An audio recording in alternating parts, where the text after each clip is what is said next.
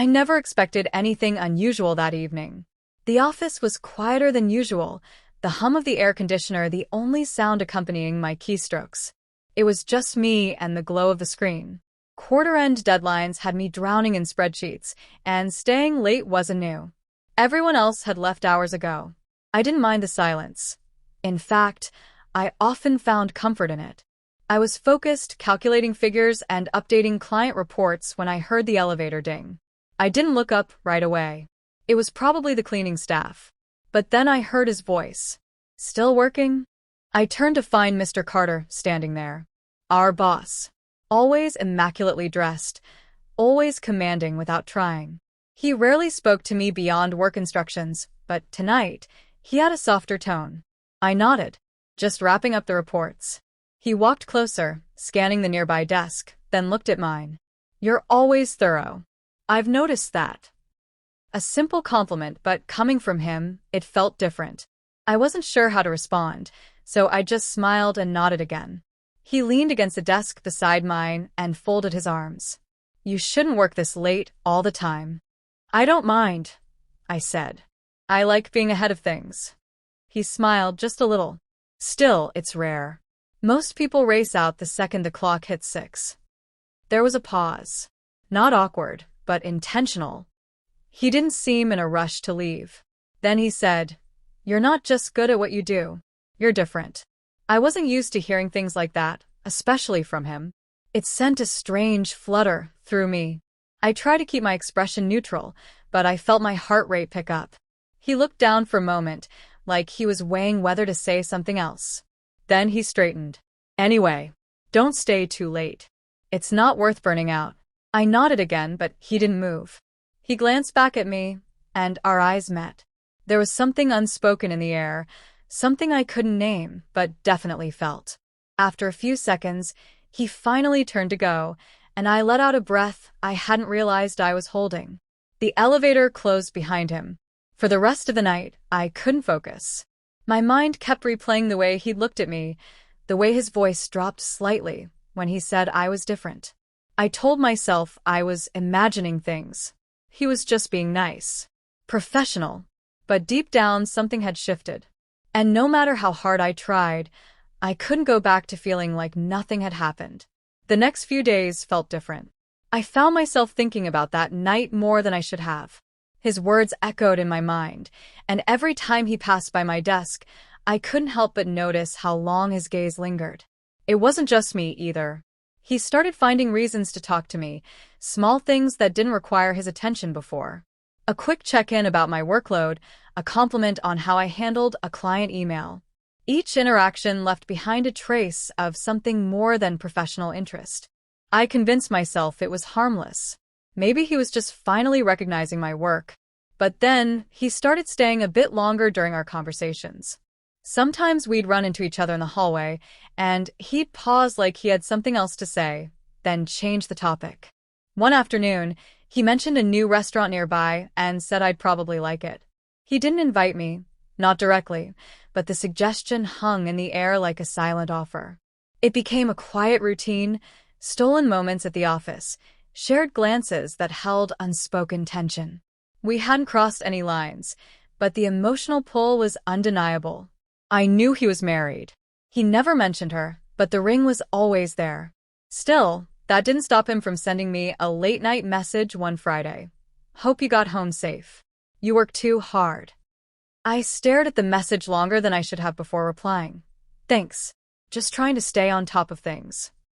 He responded with a smile emoji. That was the first time I felt it, guilt. It wasn't what we said, but how it felt. A few nights later, I was working late again. He showed up like before. This time, he sat beside me. We talked for over an hour about everything and nothing. He told me he felt trapped sometimes, like his life was moving without him. I didn't know how to respond, so I listened. Then, he reached over and gently touched my hand. Just for a second. Just enough to make my heart stop. He pulled back like it was nothing, but we both knew it wasn't. That one touch made everything real. After that, I started feeling a change in myself. I waited for his messages. I looked forward to his attention. I wore my hair differently, paid more attention to how I looked at work. I told myself I was imagining things, but deep down I knew I wasn't. He never said the words, but the silence between us said more than anything else could. It wasn't just professional anymore. It wasn't even innocent. Something had started, and I couldn't pretend it hadn't. I didn't know where it was going, but I knew it was going somewhere we probably shouldn't follow.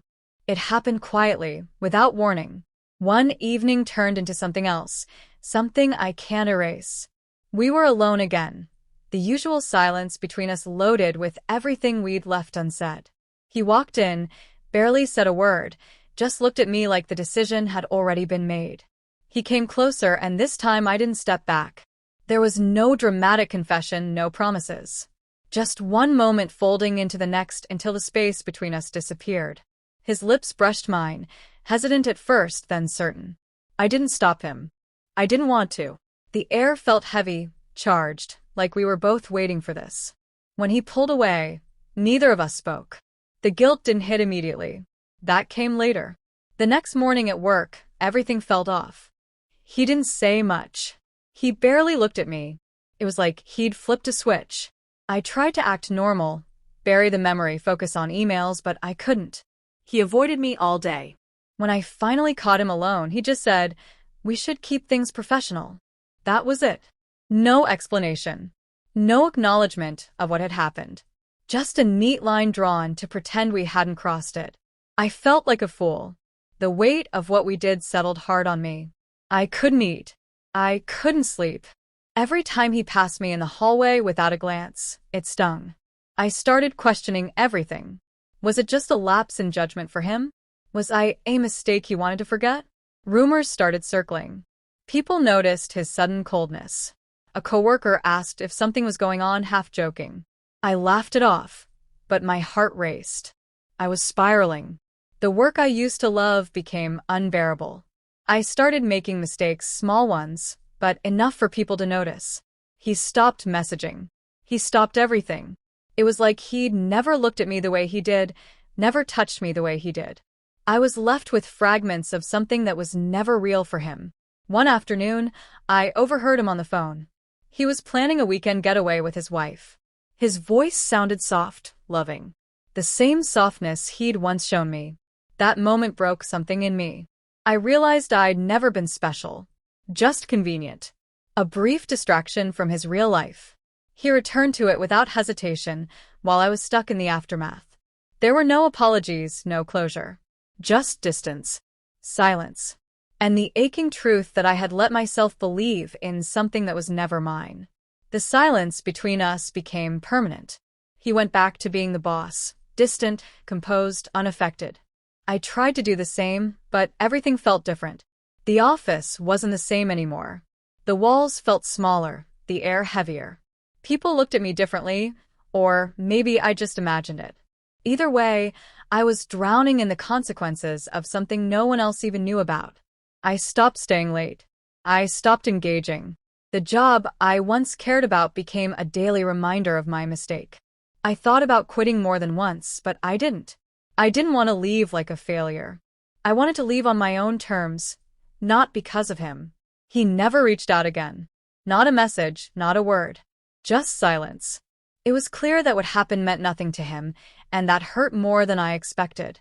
I had let myself believe he saw me differently, that maybe it was more than just a passing distraction. But people like him don't ruin their lives for people like me.